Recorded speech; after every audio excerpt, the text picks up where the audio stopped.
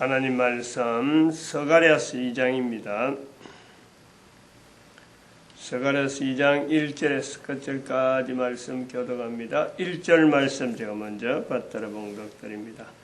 내가 또 눈을 들어본 적 한 사람이 청량돌을 그 손에 잡았기로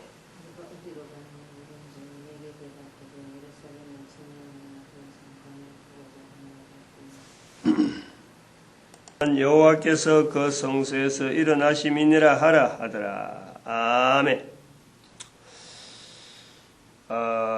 스가랴서 2장에 우리가 여호와의 진노에 대한 이 표현에 대한 언급을 좀 합니다. 스가랴서 전체에서 우리가 이거 전체 주제에서 다루어야 될 수도 있는 내용인데 2장에서 다루고 그냥 넘어가려는 거죠. 그래서 2장을 조금 상징적으로 표현하려는 거지 2장에서만 여호와의 진노만 나온다 이런 건 아니죠. 스가랴서 1장에 나오는 거예요. 1장 2절에 여호와의 진노에 대한 표현이 나오는데 이 환경이 지금 바벨론 포로를 갔다 온 겁니다. 바벨론 포로 70년을 보내오고 온 거예요. 그리고 그 스룹바벨 성전이라고 하는 솔로몬 성전, 그 다음에 예수님이 계실 때에 있는 성전은 헤롯 성전 40몇 년간이나 지었는데 아직 덜 지었다. 예수님 당시에 주고받는 대제사장들하고 주고받는 이 성전을 헐라 할 때 주고받는 내용이에요. 내가 3일 만에 지으리라. 40년이나 넘게 지었는데 다시 짓는다는 게 네가 짓는다는 게 가나 이제 이런 내용이에요.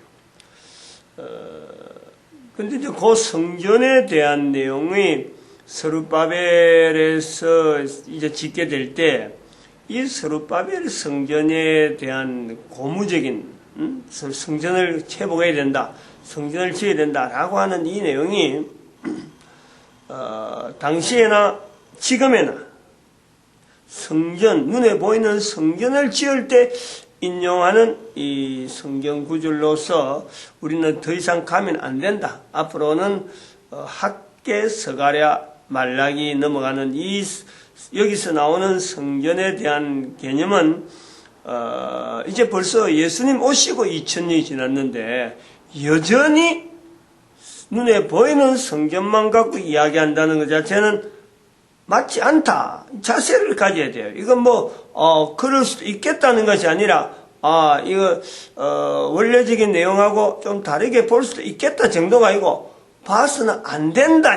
안 된다. 단호하게 해야 돼요. 단호하게. 기록된 지가 한 500년 지나서 예수님 오셨고, 예수님 오시고 지금 현재, 즉, 예수 그리스도라고 하는 분명히 성전의 주인되고 몸된 성전이고 하는 이 예수 그리스도를 분명히 우리가 두고 있으면서 우리가 너희가 성전인 줄 알지 못하느냐 말씀하신 대로 우리가 바로 예수님 앞에서 바로 한 사람 한 사람이 성전이 되는 거예요. 몰랐을 때 내가 성전이 아닌데 원래가 성전이었는데 예수님 때문에 알았다는 거예요. 그런데 그 예수님께서 다시 오신다. 아직도 여전히 그 전의 것을 보면 안 된다는 거예요. 그러니까 오시는 예수님 앞에서 성전이라고 하는 이 개념이 재림 예수님에 대한 분명한 인식을 굳건히 해야 된다. 굳건히 해요. 벌써 예수님 오시기 전에부터 기록된 이 내용을 예수님 오시기 전에 오시고 난 후에 2000년이 지난 지금 이후로는 오실 예수님에 대한 확실한 어떤 자세를 가지고 나타내야 된다.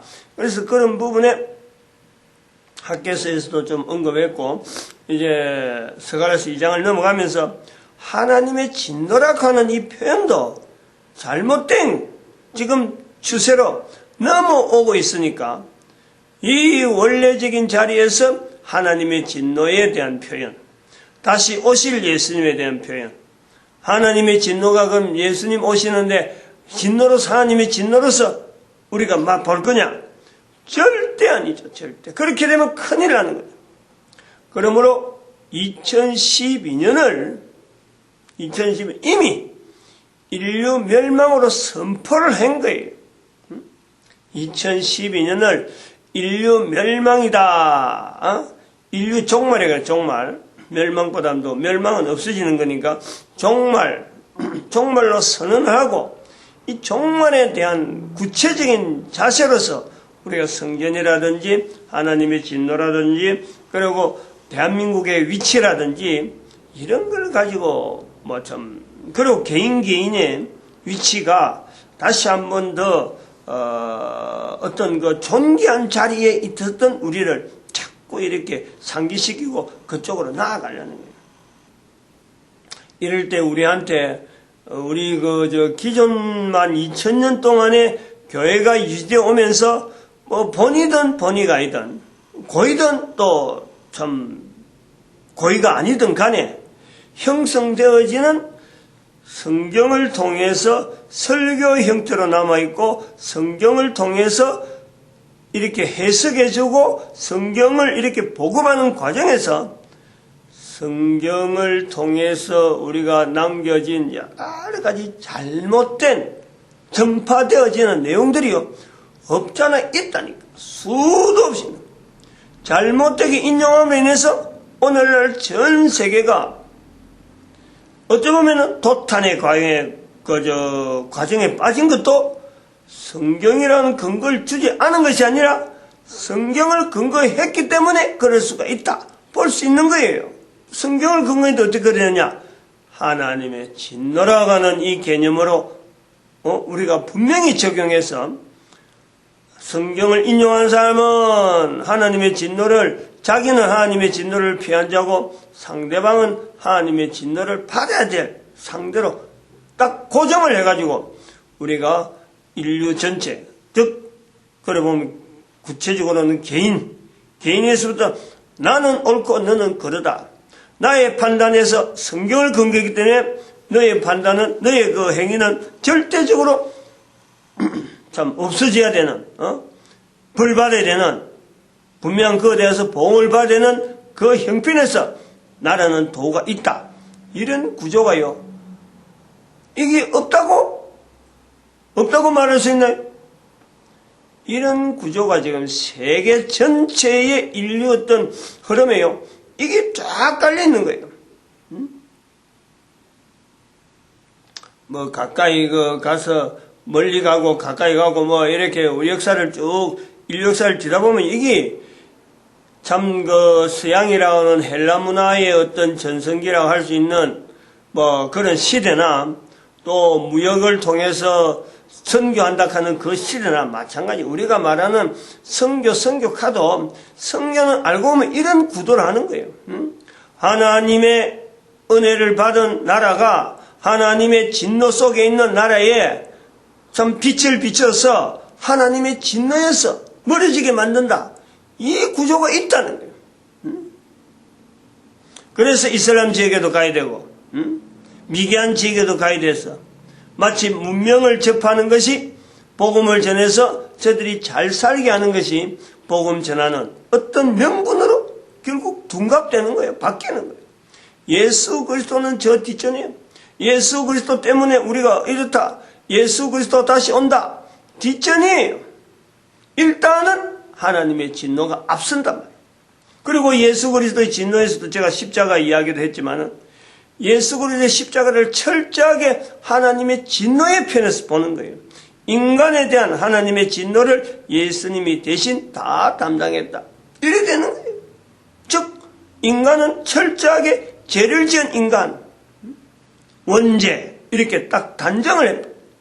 원죄라고 단정하면서 그렇게 말한 나는 원죄에서 해방되었다.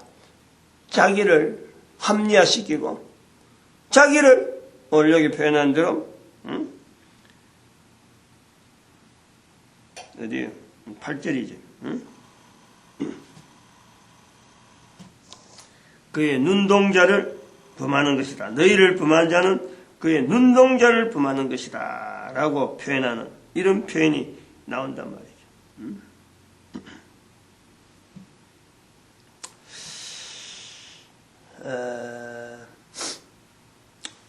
이 구조가 인류 전체에 미치는 영향, 또 이것이 하나님의 이 진노라고 하는 표현이 성경에 준해서 이런 논리로 우리는 그의 눈동자고 상대는 진노의 대상이다라고 하는 이런 논리가 성경에 준해서 있는 것도 거의 대부분 성경을 받은 사람은 거의 대부분이 그쪽으로 치우치고 성경을 알지 못하는 자들도 이 구조로 있는 거예요. 하나님의 진노 하는 이 구조가 성경을 모르는 사람들은 천벌이라고 하는 하늘로부터 내려오는 여러 가지 기후, 소위 말하면 기후를 통해서 이 자연재해, 이런 자연재해 현상을 보면서 하늘의 섭리를 갖고 이야기하는 거예요. 즉 인간이 아닌 자연재해를 통해서 사람들이 고통을 당하고 어려움 당하고 질병을 받게 되고 하는 이런 내용이에요. 하나님의 진노라는 개념 자체 표현은 안 하더라도 저 사람이 뭔가 잘못해서 그럴 것이다. 나는 괜찮은 거고 저 사람이 오죽 잘못했으면 하늘이 벌을 내리겠느냐, 하늘이 그러겠느냐. 이게 즉 벌 받는 것과 자기와의 이 관계를 즉 고통의 대상 이렇게 처벌한다 이렇게 할 때 어떤 상대가 고통당하는 것을 통해서 하나의 벌 받는 거로 보고 이 자기는 객관적으로 나는 거기서 피해졌다 이렇게 우리가 인식이 되어지는 거예요. 인정을 한단 말이에요. 그렇게 봐야 된다. 그걸 온 인류가 다 적용해요. 성경에 준하든지 준하지 않다는 얘기예요. 그 뒤에는 성경에 있는 하나님의 진노가 그걸 딱 받쳐준단 말이죠. 성경을 딱 갖다 대면 어디든지 그렇게 적용하니까 이건 하나님의 진노라는 이 표현이 맞다 이렇게 인식을 하는 거죠. 여기서 떠나는 하나님의 진노를 쓰려고 하는 사람들이 하나님의 진노에 대한 그 자세를 어제도 제가 말씀드렸지만 부모가 자녀를 보는 그 예절함 누가 주었느냐 부모와 자녀 간의 관계 절대적인 엄마와 자녀와의 관계 부모라기보다는 그 가까이 가서 엄마와 자녀와의 관계 아버지와 자녀 관계보다는 엄마와 자녀의 관계에서요 예절함에 아버지는 어쩌면요 예절함을 나타내려고 하면 좀 가식적인 부분이 있어요. 가식적인 왜냐하면 행동으로 잘 안 나타내고 말만 하는 거고 좀 멀리서 지원하는 형태니까 그 예절함을 나타낼 때는 엄마와 자녀 간의 관계 특히 또 엄마와 젖먹이 자녀 간의 관계 엄마를 떠나버리면은 도대체 그 생존의 어떤 보장에 대해서요, 철저하게 부정적으로 감동이, 가망이 없는, 이런 내용에서 예절함. 그럼 그 예절함을 누가 주었느냐? 그거는 만드신 분이 아니면 안 들어가는 거예요. 그런데 그 만드신 분을 인정하지 않기 때문에 하나님의 진노라는 이런 표현을 우리는 쉽게 써버린다. 쉽게 씁니다. 이 부모와의 자녀 간의 예절함을 훨씬 뛰어넘는 그 예절함으로 우리는 하나님께서 예수님을 이 땅에 보내신 그 목적을, 이유를 십자가에 죽으시는 예수님의 자리를 우리는 인간을 향한 하나님의 사랑의 자리에 하나님의 사랑에 하나님의 예절함을 왜 표현 못하느냐요. 얼마든지 가능하잖아요. 왜 없는 원죄를 이야기해가지고 사람들 하여금 자기는 거기서 피하려고 하고 나는 거기서 면하려고 하는 그런 인식만 잔뜩 남아있느냐.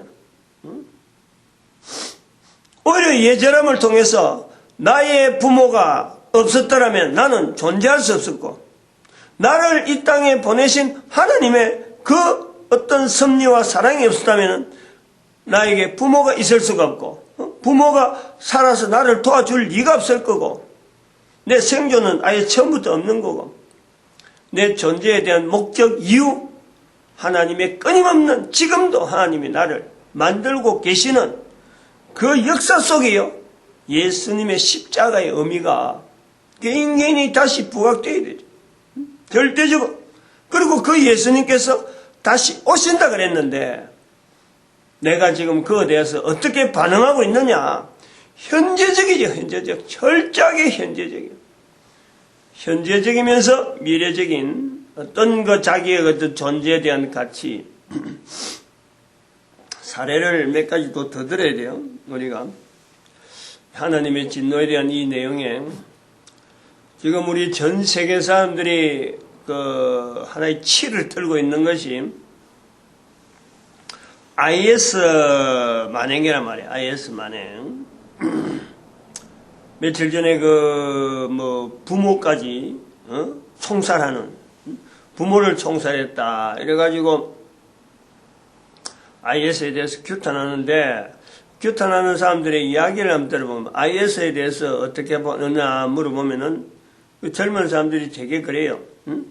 IS 박멸해야 된다. IS를 없애야 된다. 이런 거예요. 다들 분노를 치를 떨고 있지. 어떻게 부모를 총살하느냐라는 거죠. 근데 그 기준이 뭐냐 이거지. 제가 이제 물어보는 거예요. 왜 그러면은 그러한 행동을 하는 IS가 나에게 내가 볼 때 박멸해야 될 상, 어떻게 없애야 되는 대상으로 보느냐? 판단 기준이 뭐냐? 이러면요, 비이성적이라는 거예요. 비이성적인 행동이라는 거예요. 우리가 여기 주목해야 된답니다. 제가 질문하는 의도를 주목해야 돼요. 사람들이 치를 떨기 때문에 박멸해야 되냐? 이런 건 아니에요. 개인적인 판단의 기준이 있다는 거예요. 그 판단의 기준에 따라서 개인적으로 전부 다 나름대로 치를 떨고 있는 거예요. 그러면 어떤 사람은 비이성적이다. 또 어떤 사람은 비도덕적이다. 도대체 그런 거는 비인간적이다. 라고 하는 거죠. 자세히 보면은 그 기준 때문에 그러는데 그 기준 설정이 도대체 어디냐? 비이성적이라면 이성적인 행동은 도대체 어떤 거냐? 본인은 그렇게 하고 있다고 보느냐? 비도덕적이라. 그래서 IS가 박멸된다. 그럼 도덕적이라 할 때 도덕적인 기준이 뭐냐? 단지 도덕에서 비도덕적이라 하는 것 때문에 IS를 박멸해내고, 인간적이기 때문에 비인간적인 행동을 해서 IS를 박멸해낸다. 인간적인 건 뭐냐 말이야. 어느 개인이 이 땅에 있는 동안에 완벽한 도덕, 완벽한 인간, 완벽한 이성으로서의 행동을 할 수 있다, 한다, 할 사람들이 누가 있어? 어느 누가 있어? 이런 기준으로, 개인이 설정한 기준으로 결국 상대를 진멸의 대상으로 몰아연는 우리 인류 사회라는 거예요. IS가 부모를 총살하는 것을 비성적이고 비도덕적이다라고 한다면은 우리 인류가 지금 현재 IS 아닌 곳에 없는, IS가 아닌, 전혀 아닌 대한민국을 좋고 전 세계 곳곳에서 부모를 총살하는 것 이상으로 비도덕적이고 비성적이고 할 수 있을 정도로 참혹한 일들을요, 얼마든지 사용해요. 얼마든지. 뉴스에 본다고 해서 총살하는 것 통해서 누가 말이야, 옆에 있는 사람이 비성적이게 앉아서 나도 동조해서 나는 저런 행동을 안 할 것 같아.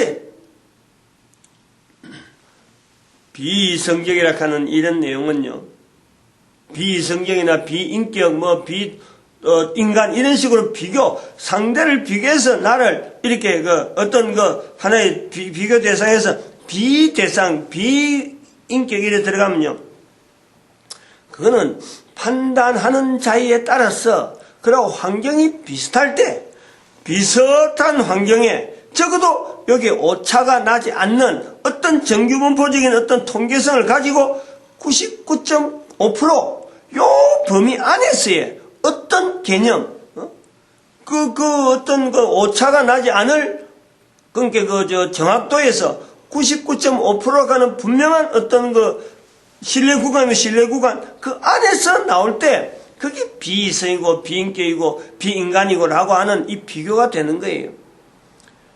IS에 살아가는 환경, 내가 사는 환경, 쉽게 말하면 IS라고 사는 사람들이 내가 지금 누리고 있는 인터넷이나 지금 히터, 가스, 이런 어떤 문명에 내하고 동일한, 앉아서 이야기할 상대냐 이거지. 그렇지 않는 사람에게 내가 비성적이라는 표현을 쓴다는 건요, 이거는 잘못 적용하는 거예요. 나는 편하니까 고통당하는 사람들, 내하고 관계없는 사람들, 내가 함부로 판단하는 거예요. 대한민국 사람은 특별히 그 말을 해서 안 되는 것은 바로 북한이다. 북한. 남북한이 대치되어 있기 때문에 다른 어떤 나라에 대해서 북한이 지금 전 세계 사람들에게 비이성적이고 지금 아주 몰리고 있잖아. 근데 그 알고 보면 우리 민족이라, 우리 민족.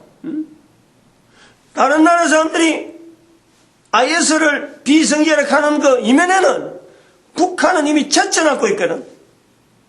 이걸 우리가 인식을 해야 된다. 여기도 하나의 예절함이 있죠. 나의 그렇게 예를 쓰려고 하는 이런 자세가, 하나님은 우리 만물을 만들라고 인간을 만들었는데 어느 인간인들, 한 인간인들 다 하나님 만들어 오셨는데 인간이 인간을 판단할 능력이 있고 어떤 참 가치가 있고 자기가 자격이 있는가? 인간은 인간을 판단할 수가 없어요. 그 자격이 있다. 위치가 있다. 이런 부분을 조금 더 좁혀서 남녀 간의 관계를 우리가 와야 돼요. 남녀 간에. 결국에는 부모 자녀 간의 애절함, 남녀 간의 이런 어떤 어떤 일대일에서 통해서 결혼이 되어지고 가정을 이룰 수 있는 이 힘. 남자가 여자가 남자를 판단하고 이성적이든지 인간적인 인격적인지 판단하면요, 어느 누구든지 결혼이 성사가 안 됩니다. 그런데 가정이 되잖아요. 가정이 되어지면서 자녀가 형성되어져요. 이 힘을 누가 주시는? 우리가 하나님의 진노에 대한 분명한 이 구조에는요, 바로 부모로부터 예절함, 남녀 간에, 그래서 가정이 이루어지는 이 끈끈한 어떤 정에 대한 내용을요, 어떻게 설명해요? 하나님의 진노가 들으면요, 설명이 안 된다는. 마치겠습니다. 기도드립니다. 할렐루야, 함께 하시며